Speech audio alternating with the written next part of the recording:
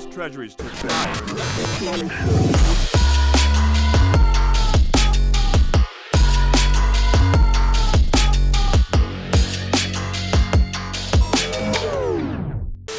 Listen up, Rebels. Rebel Leader here, and today we're going to do another Friday debrief, talk about 3 major news stories that happened in the week, starting with GameStop. Now, for all of you GameStop apes out there, I've got to tell you that we've blown away, I think, probably all of Wall Street.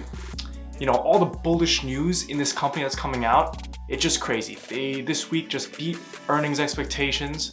They have, for a company that, is considered, the past, is considered a dead company for maybe years to come before maybe 2 months ago, their GameStop reported $1.2 billion in revenue.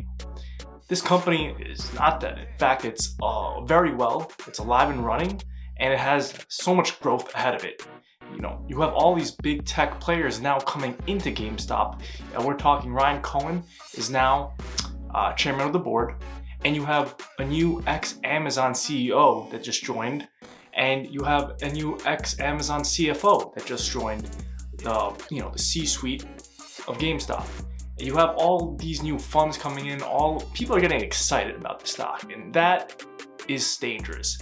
What that means is that this stock, there's so much hype around it. Dangerous in a good way, by the way. Dangerous meaning that this company now has a lot of funds, it has the eyes on it, it has the marketing, the reputation, the brand potential that's, here, the staying power. It really all just elevates into GameStop is gonna be around to stay for the next few years, and it's really gonna be interesting to see these next few quarters, the drastic changes that I think GameStop's gonna make. With all this now new influx of cash, they have very smart people joining, and also a lot of eyes are on GameStop and what they're going to do with all this newfound, power and momentum behind them. You cannot discount momentum. So GameStop also has, currently it's sitting around 100% of its shares are shorted. This is like unheard of. If you look at the top companies that are shorted, we're talking like Bed Bath & Beyond is around 25% shorts. A shorted position. GameStop is due for another short squeeze, and all of these bullish news that is coming out, if it keeps ramping up this way, the short squeeze, it's gonna be huge, and that's how you get GameStop to an $1,000 a share company. I believe it's hovering around $200 a share, $300 a share, in between that range. I think that was the peak it ever hit was just over $300. But how does it get to $1,000? It just keeps squeezing, and it just keeps going up and up. Because of these shorted positions that are, it's crazy, the float that's hovering around out there. So if you want to buy in, if you just want to watch the wild ride that's going to happen, what I say is you have almost nothing to lose if you throw in a little money in these hyped companies. I threw in $1,000 in AMC, and when it was around $10 a share, it didn't really matter. It was just to kind of play around and see where the hype would take it. And that had a great business model and a great future. If you believe in the company, buying on the dip is what you should be doing anyway. But again, you put in something like that, like $1,000 in AMC, suddenly it rides up to $70 a share. That's a 7x on your money. That $1,000 now turns into $7,000.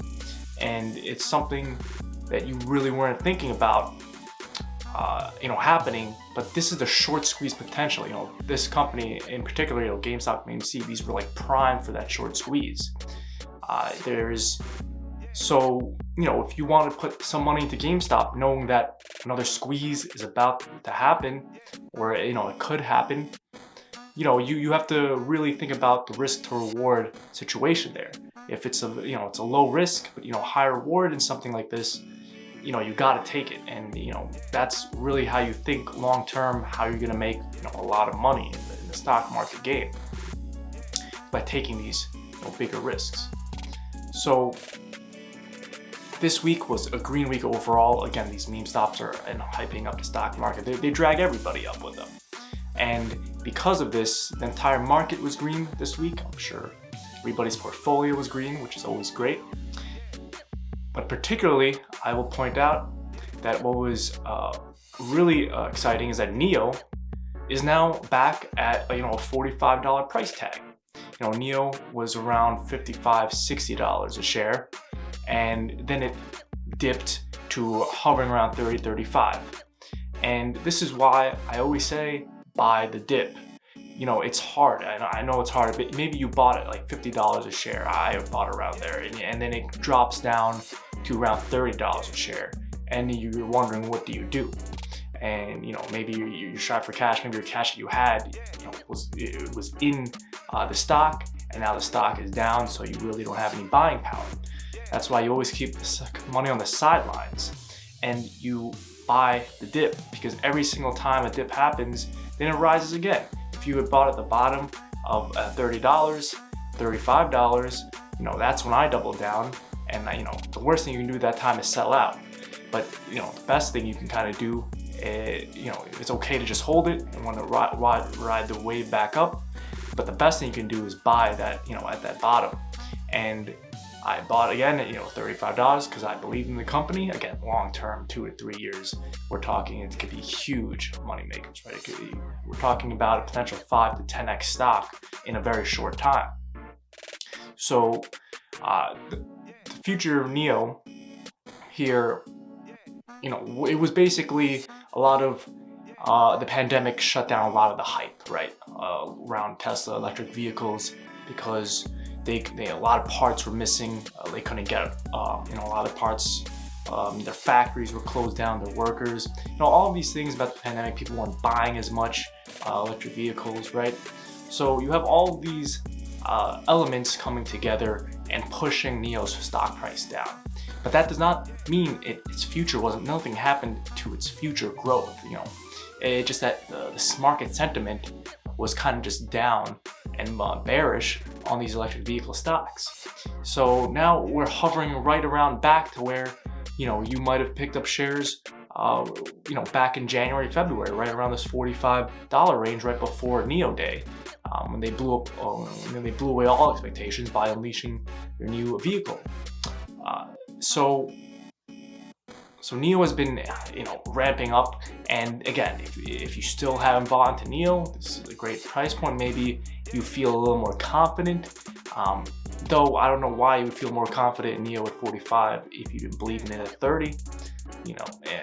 Again, you should be thinking not about where the company is now, or short fluctuations in the short term, but do you believe in the long term? That's always kind of what you have to, the mindset you have to have, that will basically not make you hesitant or even skittish, that you have to quickly sell out of the stock as soon as it goes down, because you don't believe in it.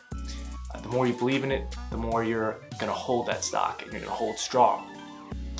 So the third stock I want to talk about today, and this has also been on the uprise more recently, and it's Lemonade. Now, Lemonade is a great company, ticker symbol LMDE, I believe.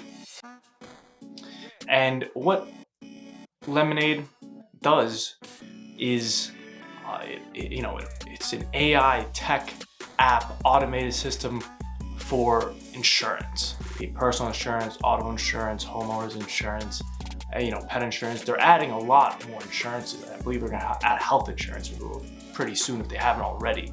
And what this stock has been seeing is that there was a lot of hype when they were announcing these rollouts, and I believe that hype kind of stopped again because of the pandemic and a lot of things. People really weren't looking at Lemonade. The entire market was down. So again, the market sentiment pushed a stock like Lemonade all the way down from its peak back in February of about, it was almost at $200 a share.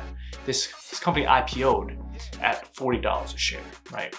And now it IPO'd very recently, within the last 6 months.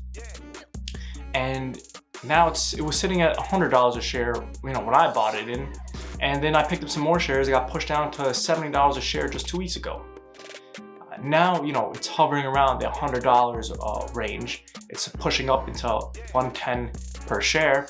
And what this lets you see, again, is you're supposed to be buying the dip. And this is still the dip if you consider where it was at $200 a share. It's almost 50% down from there. So you can ride this all the way back up to $200 a share. It's, you have to see these trends, these market patterns. But even so, this is why you come up with, 5 companies that you really, really love. In the long term, you see the growth, you believe in it, you see the market potential. And, that's because you do your research. Research gives you this confidence, right?